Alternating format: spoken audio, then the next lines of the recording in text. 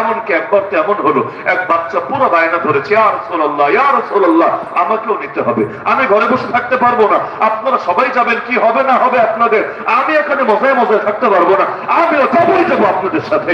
নবীর একটাই কথা, আরে আগে ম্যাচিউর হও, প্রাপ্তবয়স্ক হও, এরপর বলতে হবে না আমরাই নিয়ে যাবো ইনশাআল্লাহ। কিন্তু সে তো তার এক কথায় অনড়, কোনোভাবেই সিদ্ধান্ত থেকে সরবে না।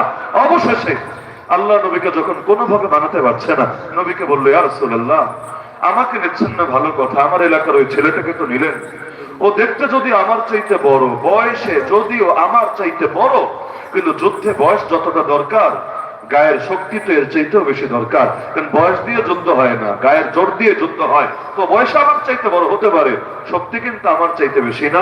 বিশ্বাস না হলে একটা বার, বেশি না, একটা বার শক্তি প্রমাণের সুযোগ দেন, আমি ওর সাথে কুস্তি খেলবো, লড়াই করব, যদি হেরে যাই আর জ্বালাবো না, আর রিকোয়েস্ট করবো না, আর যদি জিতে যাই ওকে চান্স দিলে আমাকে কেন দিবেন না? কারণ শক্তিরই তো দরকার।